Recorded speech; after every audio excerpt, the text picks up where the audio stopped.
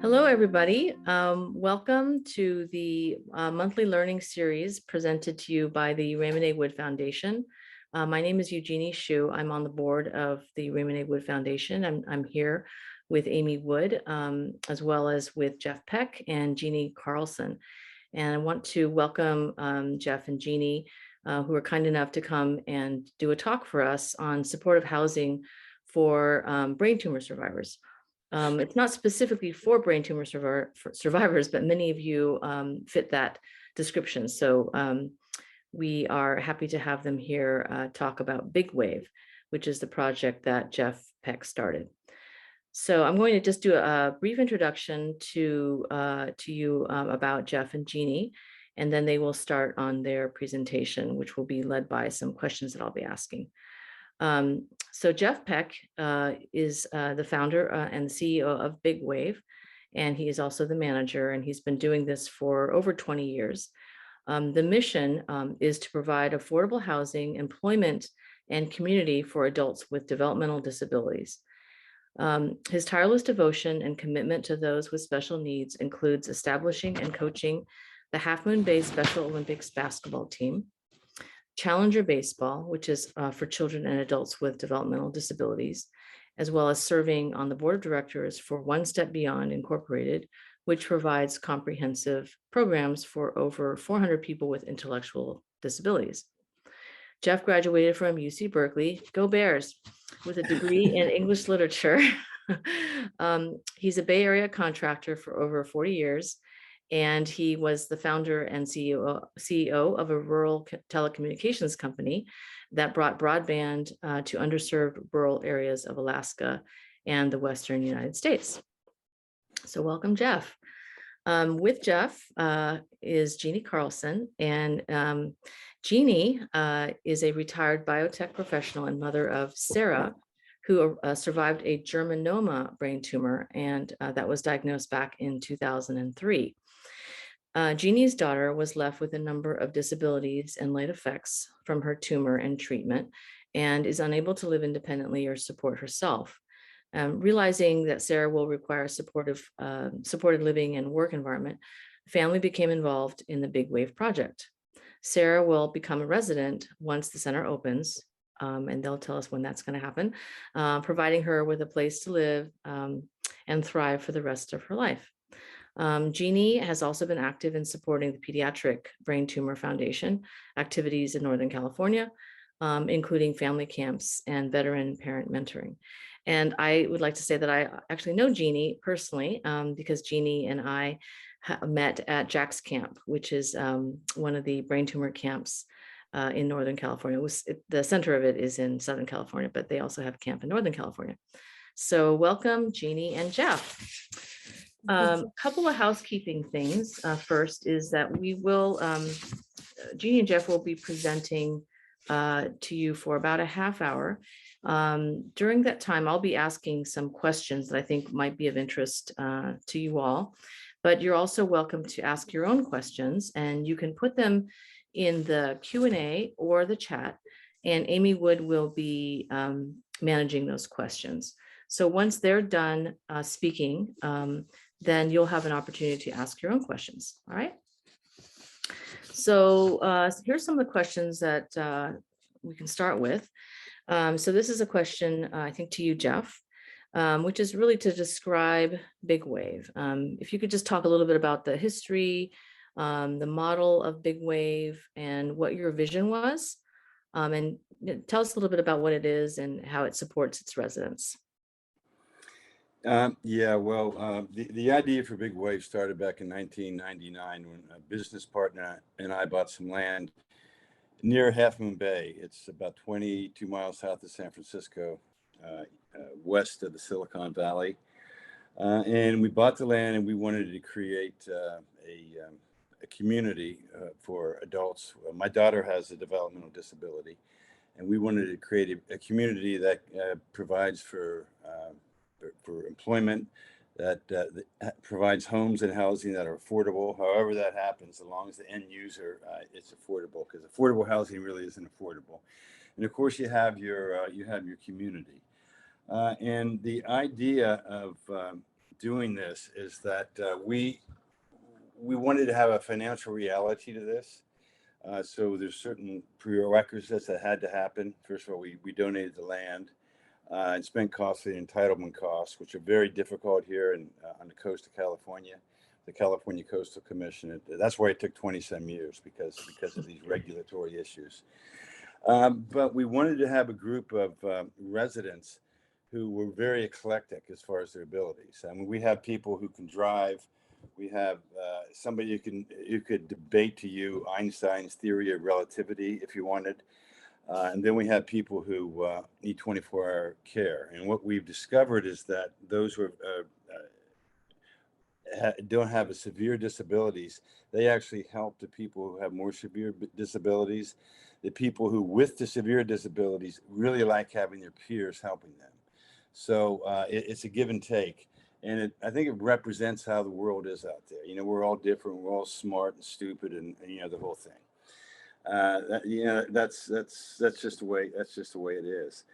The philosophy is that you know we know that our children have amazing abilities. They just can't cope with actually being out there. I mean, this is in many ways, you know, everything out there to them is very cutthroat. It moves too fast, and they can accomplish a lot of things if you just slow down their environment, slow down the world, to give them a chance, a repetitive chance to do it, and then they can become very adept at something. And the outside, I call it the outside world, doesn't really want to tolerate that. It can't tolerate that. Everybody's moving too fast.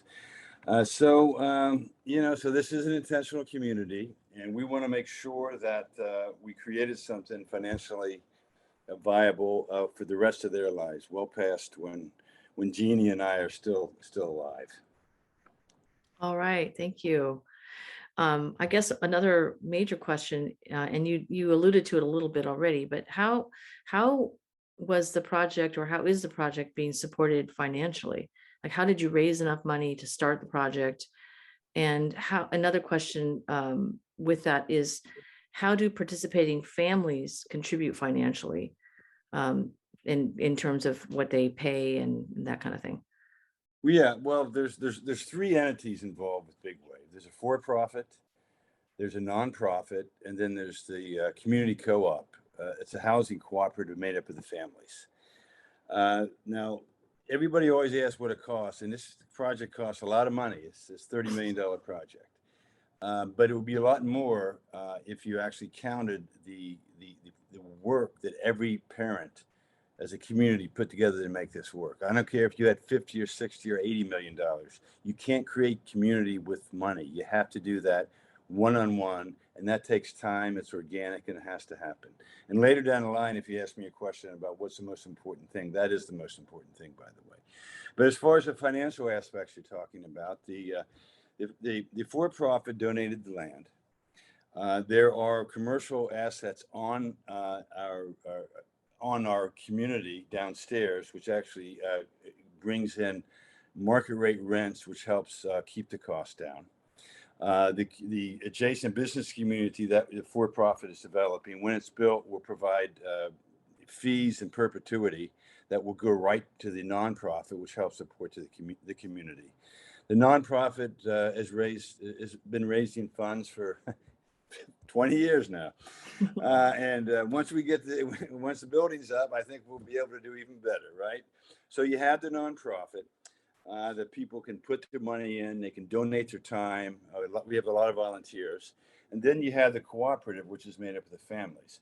The families put an amount in too to make this work. Remember, we call it affordable housing, but what we mean by affordable housing is the end user, our children, can afford to live there with whatever amount of money they have. So it's, you know, if you pulled the curtain away, it wouldn't be affordable, but as long as it's affordable to them, that's really what's important to us. So you can see you got three entities, and you got the business community, which really loves a project which has business assets that create something. I mean, they're donating to something that actually would be worth more in 20 years than it is now. And business people like that, and they can put their money into the nonprofit, all of which goes towards making this community viable. And just another thing, it is a residential community, but it's also a place for people with disabilities. You know, we serve 60 people a week with 4 different organizations on our farm.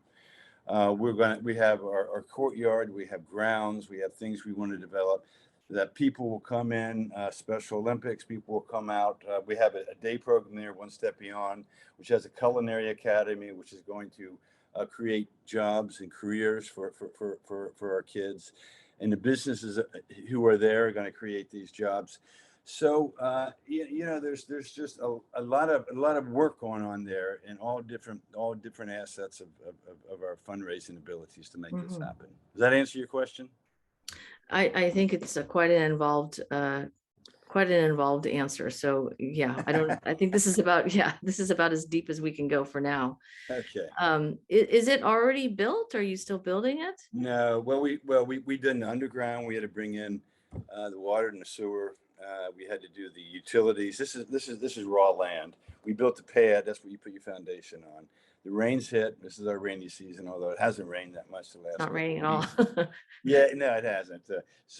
We've got we did a lot of construction, but to the naked eye, you wouldn't see much, but a big compact gravel pad on which the building goes to. So we start the building. We're supposed to start in the middle of March. It'll probably be the middle of April, typical of this project with the delays. And then we start the vertical construction, and we'll have it completed and ready for occupancy. It was probably about June of 2023. Wow, that's exciting. Very exciting. I know you have a map of the land of the plan. I don't know if you can share it with us. If you can't, no worries. I can't share it with you. I don't have Okay, it. we have a copy. I can tell you everything about it if you want to. I can tell you where well, gopher maybe we have holes time. are, what lands are, and everything. Yeah. Maybe if we have time, you can share, or we can always share it with people later if they want to see it, because it's probably a little easier to see it, to understand if you see it. Okay. I guess it's a little bit of a follow-up. Are you able to talk meaningfully about the costs of what it will cost for the resident once? I know there's a bunch of investment that's done ahead of time. Is that? I don't know. All I could really share with you is what our goals are. Okay, because the actual cost to the resident. I mean, the one part about this project, which is important, it's not just the housing that's important. When the families become part of this, they become almost like shareholders in a company that in time, when the commercial assets keep growing with inflation, the mortgage stays the same, and then they'll reap the benefit of that after I'm dead. So the costs are predicated on this. We have X amount of income coming in from the commercial assets, from the fees. We have X amount of income coming in from the businesses that we have there. And whatever that amount of money is, less our operating expense, whatever the deficit is, that's what it's going to cost. That will be divided up equally with all the residents. I mean, our mission was to have it, this is after all the investment, was to have it be, $700-800 a month. With the recent inflationary problems we've had here with construction, it could be over $1,000. If the commercial property does real well and our fundraising does real well, it may be a lot lower than that. If it does poorly, it may be more. So that's as much as I can tell you now. No, that's fine. Because it's a moving target. Yeah. It sounds interesting that you also have the commercial businesses there, so that the property will make money because there's businesses that are invested there. Is that correct? Yeah, well, that's the only way that really makes it affordable. I mean, the places that don't have that, it's like $4,000 to $5,000 to $6,000 a month. That's just too much, Right? except for very wealthy families. And what kind of businesses are going to be there? Are they going to be like stores and restaurants, or services, or? Not really. Actual businesses like architects firm, engineers, assembly places that can provide Oh, I jobs. see. One Step Beyond is going to have a group there. They're going to be a day program. They're going to open up another culinary academy. They have one in Arizona, and they're going to open one up there. And that culinary academy will be catering to businesses who will be renting space for the nonprofit in our courtyard, in our dining room. And these are Silicon Valley companies, and they pay good money. Uh-huh. So One Step Beyond makes money off catering. Our kids have jobs. People with disabilities have jobs. Ah. The businesses really like coming and supporting this. They're doing more with their money than just renting a space somewhere in San Mhm. Francisco. It's kind of a win-win, feel good. Yeah, so that money goes in. It goes. The nonprofit owns the real estate, and all that money goes into the nonprofit to cover operating costs or to increase the benefits that we provide to our residents and non-residents alike. Mm. Okay, cool. Um, I think I'm going to shift over to Jeannie. Jeannie, one question I have is, what are some of the planned activities or vocational opportunities that are available to Big Wave residents? Jeff mentioned just a little bit about jobs being offered. Is that a plan for being a resident in Big Wave? Absolutely. I think Jeff talked about really the foundational aspect of Big Wave is community. And that was originally formed around the Special Olympics basketball team that played in Half Moon Bay, and quite a number of our residents have been drawn from that group. So along with a place to live and a community will be opportunities to work. So One Step Beyond is provides day program services for people with intellectual disabilities, but they're also looking to provide some jobs through the Culinary Academy. I believe that all of the businesses that are interested in coming to occupy Big Wave space have a commitment to support our efforts and to try to employ our residents and make this a win-win situation for everybody. There'll be a number of residents who will occupy their days with a day program like One Step Beyond. My daughter will most likely go to the Half Moon Bay Library and volunteer. But there'll be things to do and places to spend your time and earn money. And all of this will develop, as we move in and get the community really established. Nice, great. Can you describe a little bit about the range of special needs in the residents that are going to be living there? I know, Jeff, you said something about there's some people who drive and some people who need 24/7 care. Would like to know more about what type of care is offered and to the range of residents. And in our community, that is up to the primary caregiver for each of the residents. So there will be some staff available, but if your resident needs more attention and more care, the parent or the caregiver is responsible for figuring that out and figuring out how to provide that. We have some people who can live quite independently, and that's no problem. Other people that will need to have round-the-clock help. And there's flexibility there.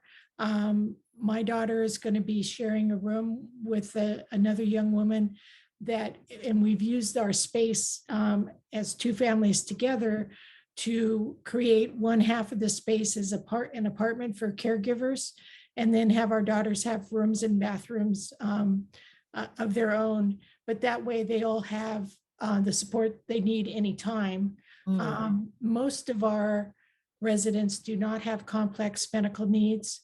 My daughter probably has one of the more complex medical needs because she's panhypopituitary and needs a lot of replacement medication.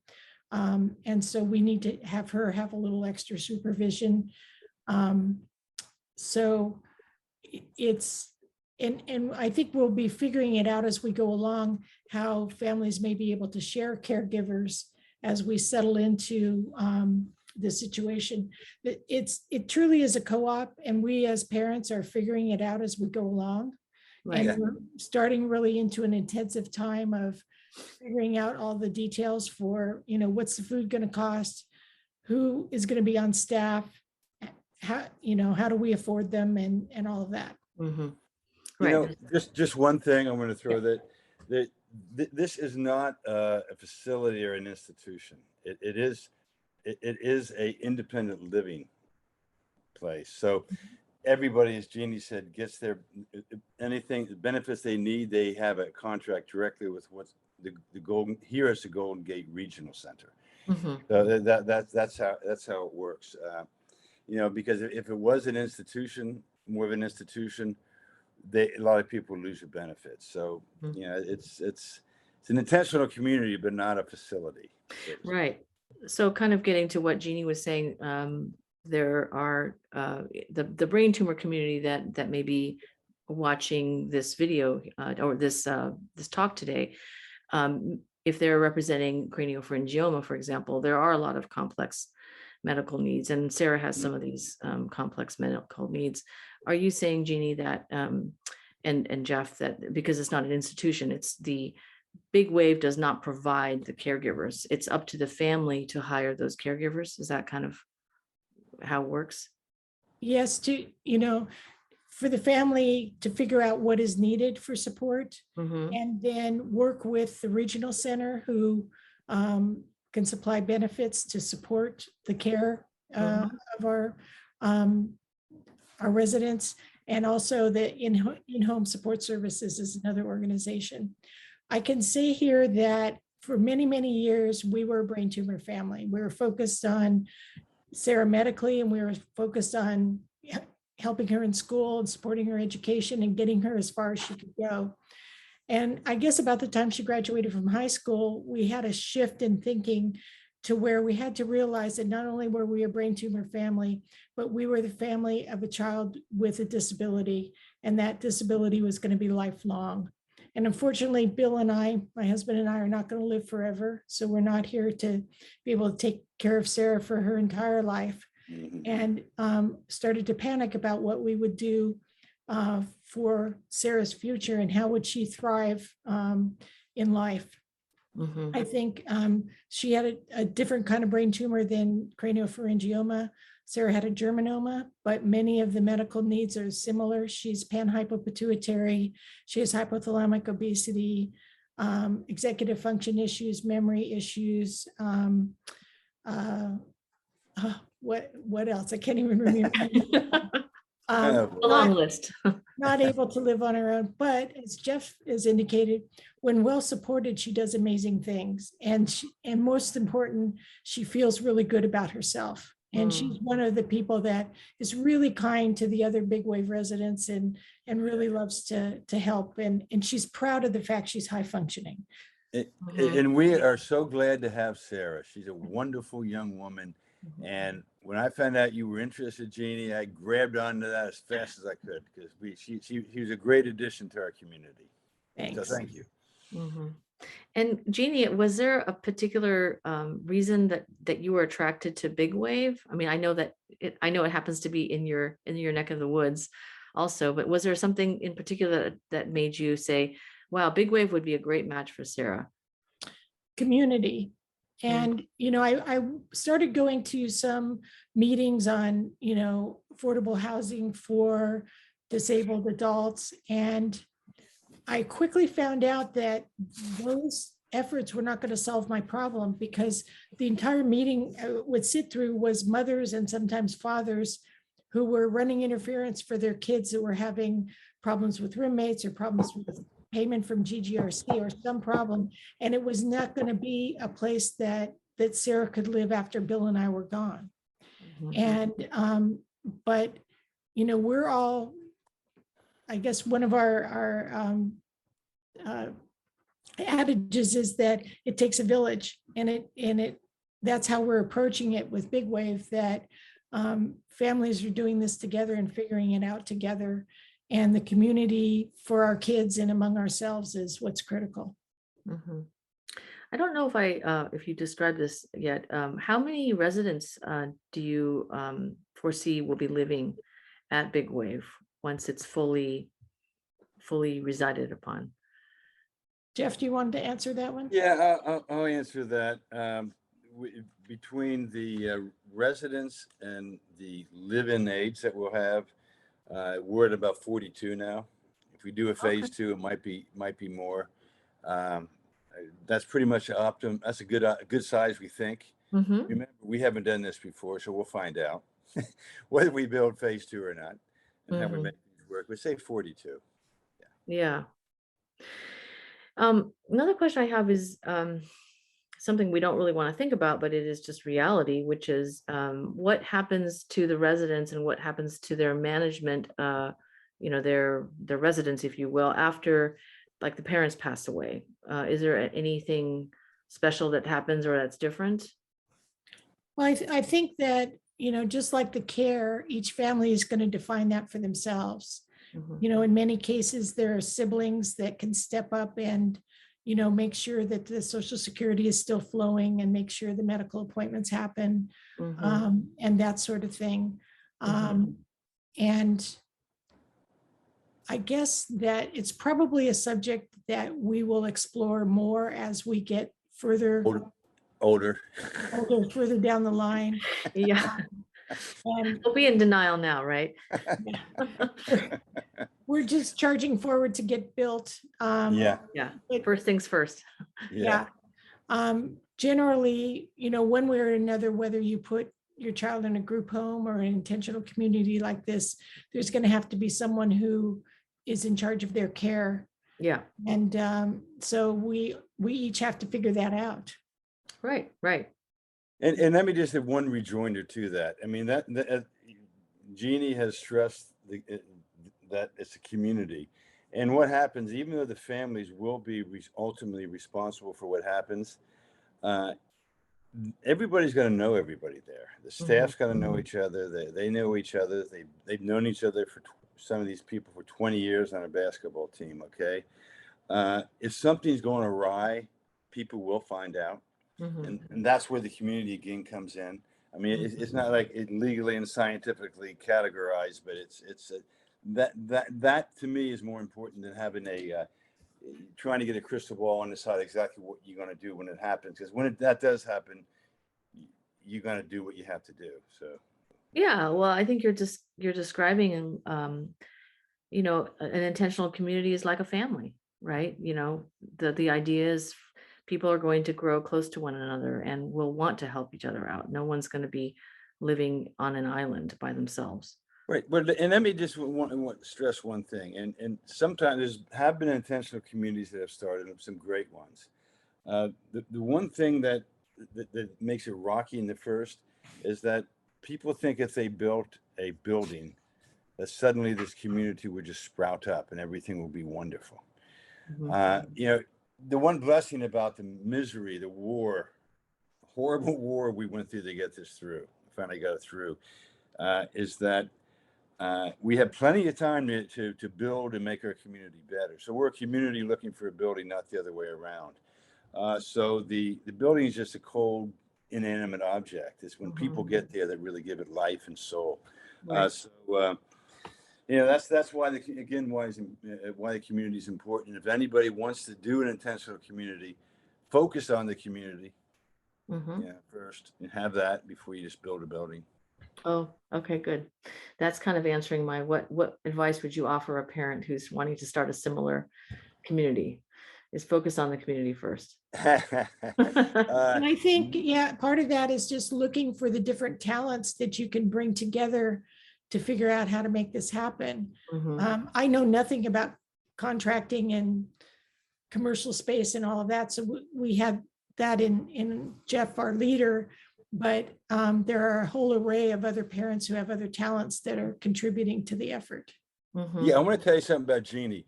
Her forte, as a professional, she's a professional project manager. Mhm. And all I did is get it done, get it done, get it done, get it done. Right? I was a Jeannie horrible. cracks the whip, huh? Oh yeah. But Jeannie has that expertise.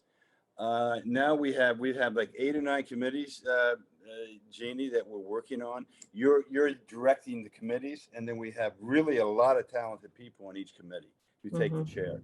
So you've got like 8 different committees going on to answer some of these questions you're asking. We have a year. I hope it's only a year or 14 months until this is built. You know, but You've been going at it a long time, Jeff. it will. You need a break. Yeah, but she said the expertise.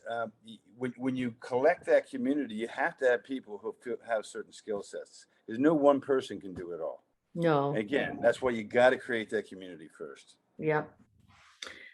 Well, thank you for answering all my questions. There are other questions that are coming in from the audience, so I can start to ask some of those to you.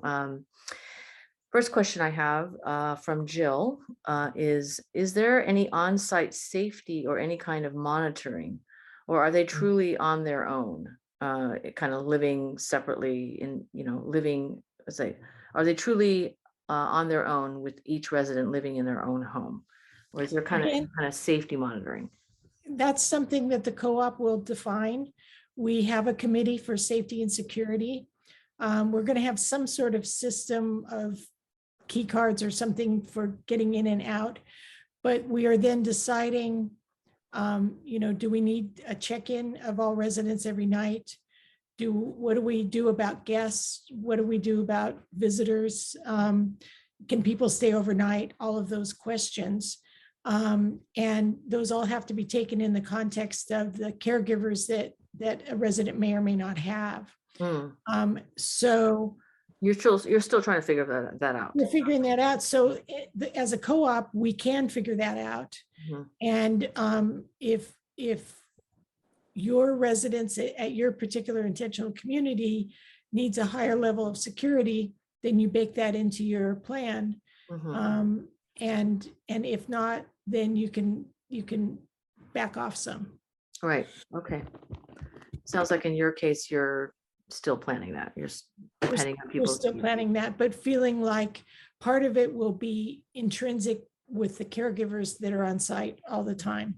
And again, the community, eyes on everybody kind of thing that, somebody unusual pops in, that they're going to be known. Yeah, you're right too. We also have actually allocated 6 units for people who our community know, more like coaches and people they can trust and they know. So if there is an emergency, there'll be somebody there they can go to. Oh, I see. Like a resident assistant.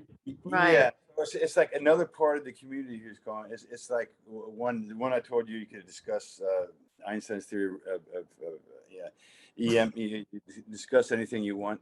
His brother and his uncle are going to share a studio. His brother would be there 3 days a week. His uncle will be there 3 days a week. Everybody knows them. They're men. They can knock heads if they have to. If something breaks down, I'm not that women can't do it. They can fix it. If somebody gets scared and needs help, they can go to them. And we'll have women living there too. So it's more like it's more like having the community eyes. Yeah. That's there. Which is much more effective than relying on hired help. Yeah, I get it. People totally love it, and they have the heart, and they know everybody. They've been working with them for years. So that's how we're going about it. And as Jeannie said, again, we don't know ultimately how we're going to do this. All right, we got people feverishly working on it. They only have 14 months, I hope, to get this ready. Yeah. And then there's going to be this process when we're there for the first 6 or 8 months, really to stabilization. I mean, there's a lot of unknowns, but the important thing is there's nothing hard to do. There's no unknown you can't surpass if you have enough people with the right vision, the right heart, the ability, and part of the community. They will solve the problem. It's no problem's too big. Well, I love your confidence. Another question I have for you is, do you know of any communities like this that are in existence already? Like, let's say in the East Coast. I have a feeling this person from the East Coast. I know that there are some people who will design communities such as yours by visiting a whole bunch of other ones and just sort of seeing what other models out there. Are you aware of any other communities like this around specifically? And could you name some names? Well, there's Lamb's Farm in Illinois. There's a lot of them. They're around there. So there's a lot. Okay. There's a lot in Texas. We have one. There's one in Sonoma here. There's one in Santa Cruz. Actually, there was quite a few in New York, as I understand it, and I don't really remember the exact names, but they are out there. And you have to. I mean, some of them. There's a lot of communities like ARC, which is actually there's a lot of communities that are church related communities. There's secular communities too.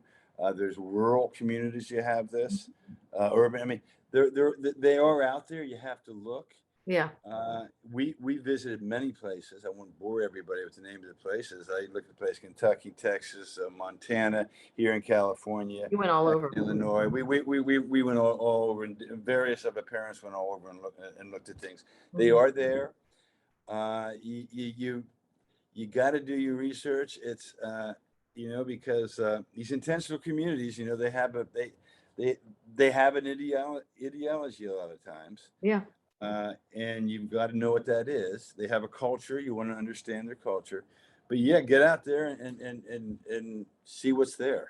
They or are create there. your own, right, Jeff? Yeah, don't do it on the coast of California, though. Okay, that's your advice.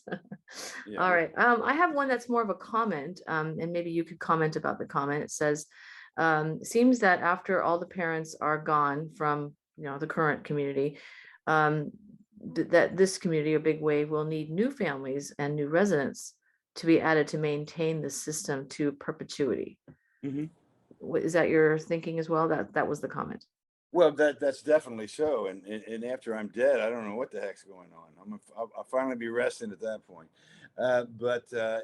So you're right. That is, I don't mean to make jest of it. Okay, or be flippant about it. It's very thing we have thought about. We thought about a lot of things. The various ability levels we want. We have a balance between men and women. We have a diversity in age. We have people who are 15 now and they won't be living there for 5 years. We'll be renting out to somebody else so they're ready to do it, part of the families. And we have the one of the golden shovel man himself, who's been on my basketball team for 22 years, Joey Sales. He's pushing 50 years old. So you do have a broad. So the idea is and one problem we found out and why we did that is that my daughter is 33. I started this when she was 11. And most of the families I hung about were around her age. So everybody was sort of like, the same age group.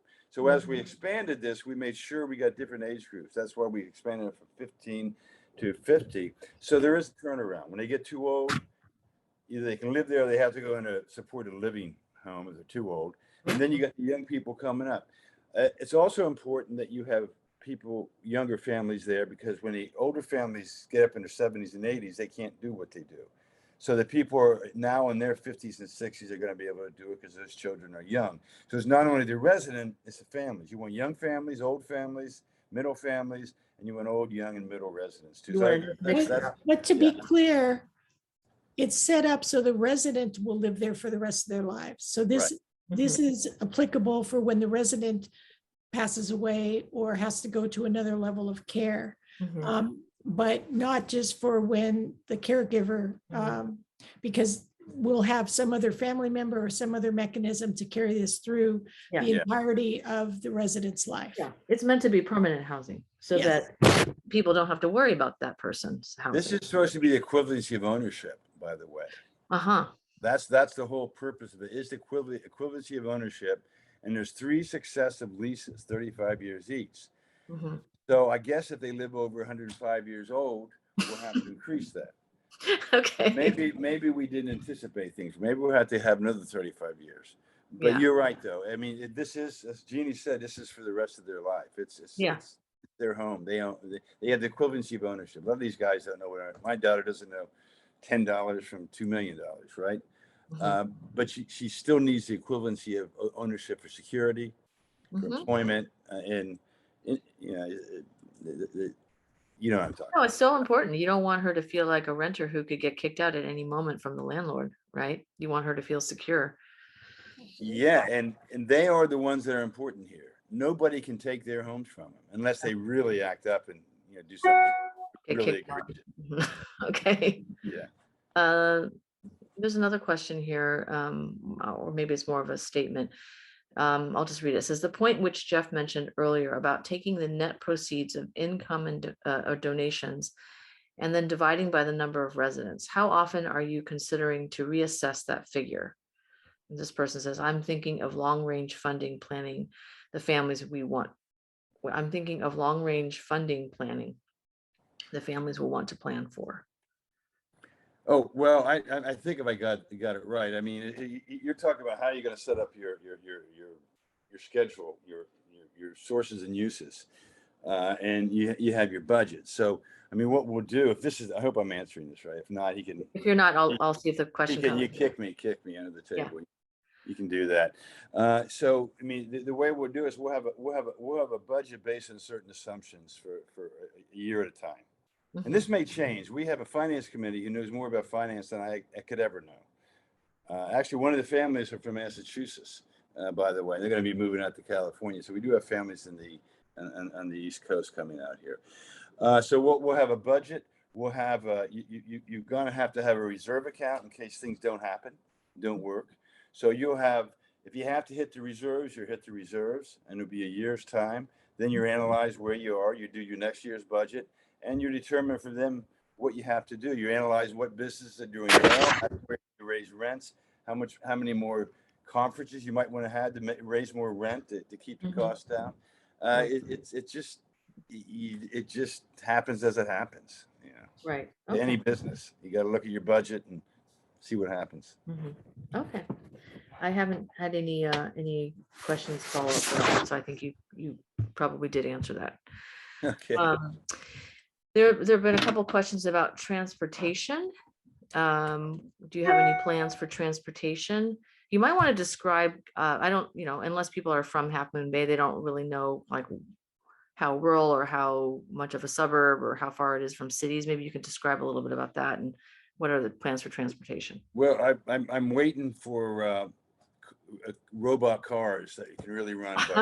That's what I really want. That would give them true independence once that happens. Jeannie, do you want to answer that? Yeah. So you need to answer that.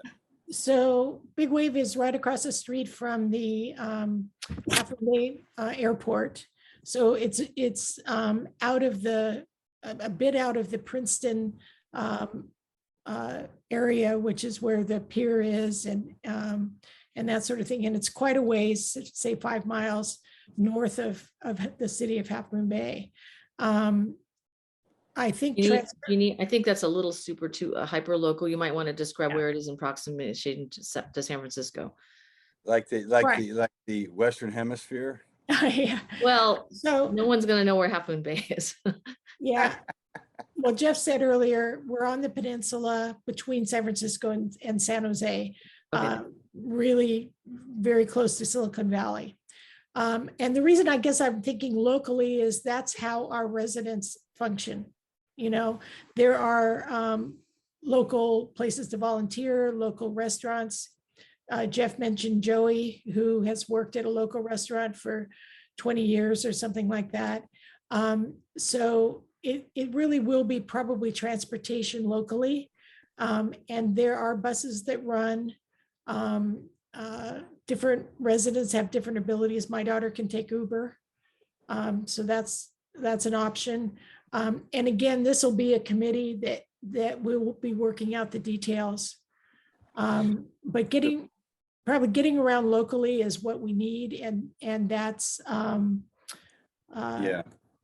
possible. And then there's services like Ready Wheels that I don't know very much about, but that can be worked out as well. Is it like paratransit or something? Yeah, for disabled people, provide rides. The other answer is, again, it's all really predicated on the money. Now, our finance committee is putting together a budget for a couple shuttles, okay, and a driver. That's why I said I'd be glad when we have driverless cars, because we can always get a donation for a van, but you got to pay somebody to drive it. But we have that in our budget, and if it works, we'll do it. It depends how well the other resources work. It'd be great if our businesses really take off, and then that may be something the co-op wants to do, have a shuttle service on site. So again, we don't know yet. You can get around without a shuttle, though. Okay, here's a question for you guys. Do you have any vacancy? Or are you already full? We're full. We are full. We may do another phase here. We really want to perfect our model before we get too many more people on. Yeah. Again, because we've had a lot of new families with this expansion, and they've really assimilated really well. And we interviewed, and actually the most important thing, we really the residents are our ultimate goal, but to make that work, we really want to have families that we know we can work with. So no vacancies now, but I mean, if you were interested, you should send Jeannie, should she send that to Kim? Do you think? Or how should we do that? I mean, just put the name down if somebody's interested. I mean, do you have like a wait list where you're taking names of interested people? Is that kind of how it We works? don't call it a wait list. We have people we didn't have room for who would be very good here. And we haven't made a decision yet. I mean, if we found somebody, it sounds horrible, but if we somebody who's better than what we have, we'd probably go with them. I don't know. We have a committee of parents who actually interview everybody. So, they get on a Zoom and they interview them 3 or 4 times. Well, you're on that, Jeannie. Tell Yeah, me. I was on the membership committee. There is a link for a statement of intention for people who are interested. I don't have that off the top of my head, Eugenie, but if I send it to you, you could get it out to people. Sure. I mean, you can also probably get it through your website, right? I would think. Yes, yes, and find a link for statement of intention, and then that comes in and you'd be responded to by the membership committee. Okay, well, we can always get that information to the attendees if people are interested. We can definitely get what is the website? Is it bigwave.org? Bigwaveproject.org. Bigwaveproject.org. Okay. Bigwaveproject.org. Yeah. Okay. We still have some questions here. Okay, so here's another question about budgeting. So get ready to do some math. Okay. If the lease is for 35 years, it sounds like the rent will be reassessed each of those 35 years. Jeff said earlier, monthly rent could fluctuate up and down within some kind of range. Families will need to know how much the monthly fluctuation could be in order to manage their able or special needs trust funding planning. Is that what you plan to kind of estimate? Is that a statement? Well, first of all, the 35-year demarcation is just irrelevant. It's year by year.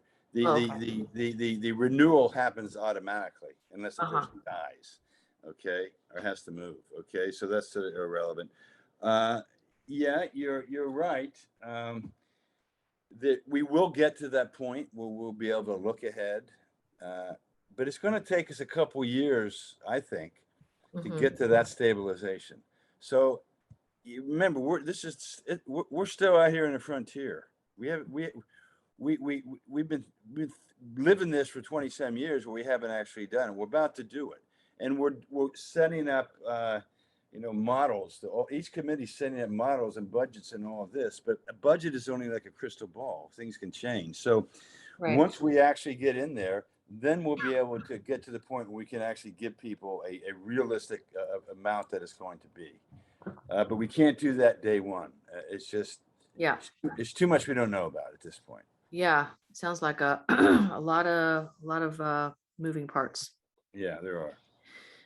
Well, we do have one final question, which really has to do with if there are people in our audience who are interested in forming a task force or getting involved in starting some research around forming their own supportive housing project, as you have done. Do you have any advice about how to start, where to start? If people have I first of all find some like-minded people who are willing to drive something and who never give up and keep going no matter what. That's what you need. Okay, that's the most important thing. Then once you see what you want, you've established your vision, I'd say your mission.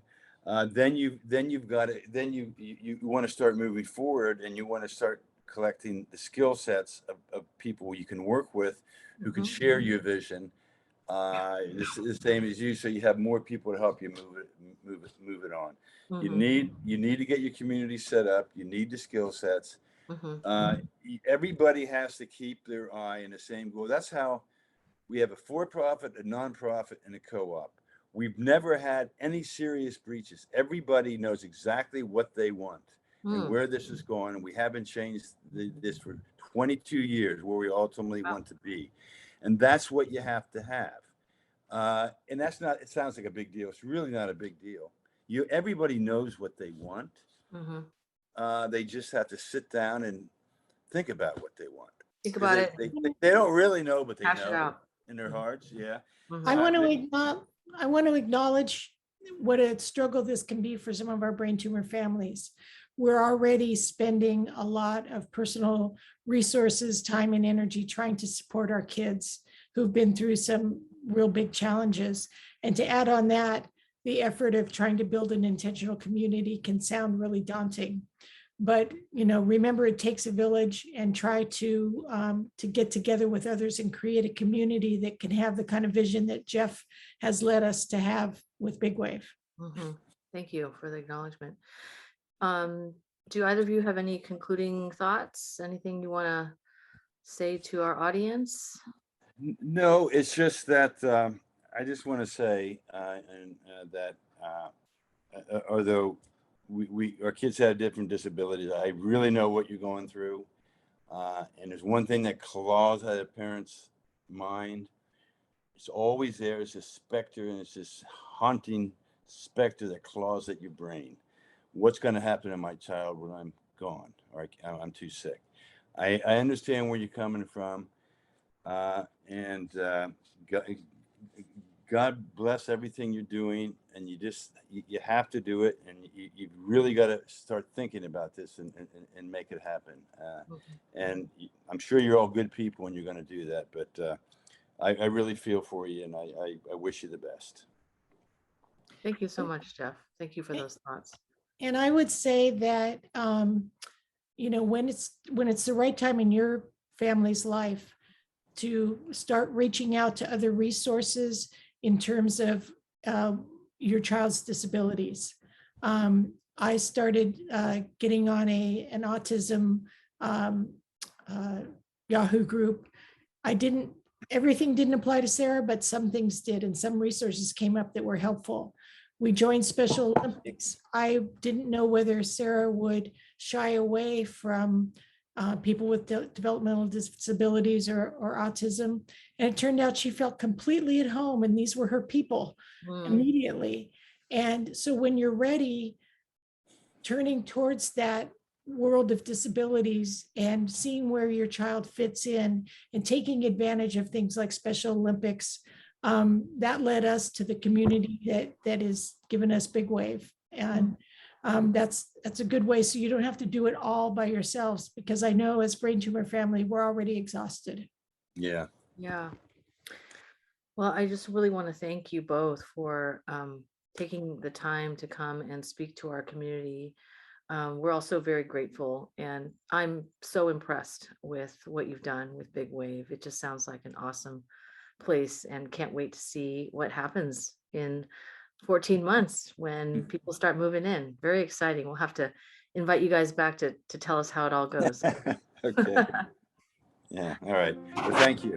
Thank you so much. All Appreciate it. right.